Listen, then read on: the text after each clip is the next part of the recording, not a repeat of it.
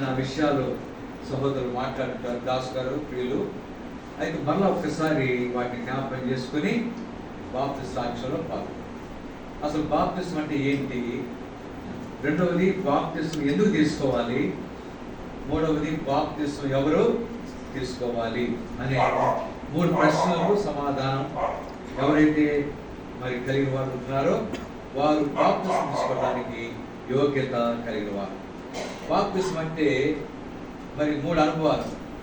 యేసు ప్రభు వారి యొక్క మరణ, భూస్థాపన, పునరుద్ధానం యొక్క అనుభవంలో మనం ఐక్యపరచుకోవటమే. అంటే మన పాప విషయమై యేసు ప్రభుతో చనిపోవటం, తర్వాత ఆ పాపాలన్నింటినీ ఏం చేస్తాం, పాతి పెట్టేస్తున్నాం. ఎవరితో జీవించడానికి తిరిగి లేస్తున్నాం, మనం ప్రభుతో జీవించడానికి తిరిగి, అంటే ఇప్పుడు బాప్తిస్మ ముంచుతున్నాం. ముంచి వెంటనే అట్లా వచ్చాం, ముంచితే అయిపోద్ది ప్రాణం, అంటే జీవితం అయిపోద్ది ఇక. అందుకని వెంటనే ఏం చేస్తాం, ముంచడం వెంటనే పైకి లేదు. అంటే అర్థం ఏంటి, ముంచి లేపులో ఉద్దేశం ఏంటంటే పాపాలన్నింటినీ పాతి పెట్టేస్తున్నాం, తిరిగి ప్రభుత్వం కూడా జీవించడానికి లేపుతున్నారు అనే అనుభవం కలిగి. కనుక ఇంకోటి ఏంటంటే ఆంతర్యంలో, హృదయంలో జరిగిన మార్పు బహిరంగముగా అందరి ఎదుట, ఇప్పుడు మీరు మరి మిమ్మల్ని కొంతసేపులో సంఘం ఎదుట నిలబెట్టి ప్రశ్నలు అడుగుతాం. అంటే అర్థం ఏంటంటే ఆంతర్యంలో జరిగిన కార్యాన్ని బహిరంగంగా వెల్లడి చేయటమే బాప్తిస్మ యొక్క అనుభవం. ఇది బాప్తిస్మ, యేసు ప్రభు యొక్క మరణ, భూస్థాపన, పునరుద్ధానం లెక్కలో మనం ఐక్యపరచుకోవటమే బాప్తిస్మ యొక్క. ఎందుకు తీసుకోవాలి బాప్తిస్మ? ఎందుకు తీసుకోవాలంటే ప్రభు యొక్క ఆజ్ఞ. ప్రభు ఏమన్నాడు, నమ్మి బాప్తిస్మ పొందేవాడు రక్షింపబడ్డ, నమ్మని వానికి శిక్ష. మార్కు సువార్త 16 ఆ మాట వ్రాయబడింది. నమ్మి బాప్తిస్మ పొందేవాడు రక్షింపబడ్డం, నమ్మని వానికి శిక్ష విధించబడ్డ. ఆ తర్వాత మూడవదిగా ఎవరు బాప్తిస్మ తీసుకోవాలి? ఎవరు తీసుకోవాలి? ఎవరైతే, బైబిల్లో ఒక మాట ఉంది, ఎవడైనానో క్రీస్తునందున యెడల వాడు నూతన సృష్టి, పాతవి గతించని ఇదిగో. కనుక పాత జీవితం పోయి నూతన జీవితం, సంపూర్ణమైన మార్పు. కనుక ఇక్కడ ఇదివరకు పాత జీవితంలో మరి అనేక రీతిలుగా మన జీవితాలు ఉంటాయి. అలాగే అబద్ధాలు, మోసము, అలాగే పాపములు, సినిమాలు, అలాగే ఇంకా ఇంకోటి, ఎవరైనానో క్రీస్తునందున యెడల వాడు నూతన సృష్టి.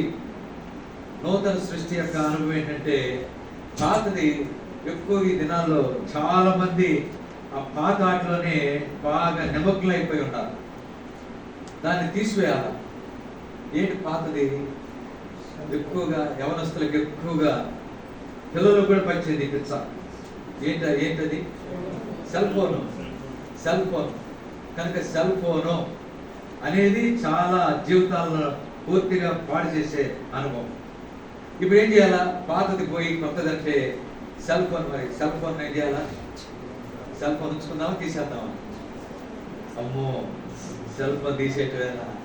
ఏదైనా మానుకుంటామేమో కానీ అది మాత్రం సెల్ ఫోన్ దూరం చేసుకోవటం ఎవరు కూడా ఇష్టపడరు. అయితే ఒకటి, సెల్ ఫోన్ మనకు ఫోన్ మాట్లాడుకోవడానికి ఉపయోగమే, కానీ వ్యర్థమైన వాటిని ఏం చేయాలా?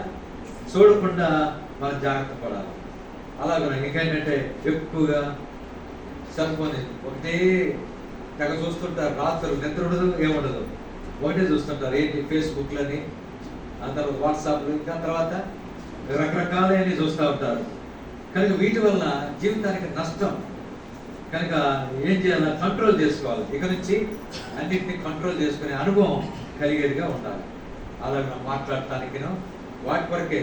అందుకని బైబిల్లో ఒక వాక్యం ఉంది, వ్యర్థమైన వాటిని చూడకుండా నా కన్నులు త్రిప్పివేయము.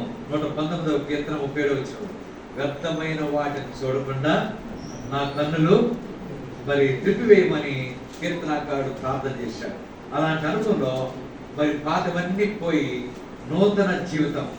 అంతేకాదు సమస్తమును మార్చబడిన జీవితం. ఇది ఏ కొసరలో కూడా ఉండకూడదు. అన్ని సమస్తాన్ని విడిచిపెట్టిన అనుభవం ఎవరైతే కలిగిన వారు ఉన్నారో వారే బాప్తిసం తీసుకోవటానికి అర్హత కలిగిన వారు. సరే, ఇప్పుడు మరి అనుభవం మీరు కలిగి ఉన్నారని చెప్పి నమ్ముతున్నాను.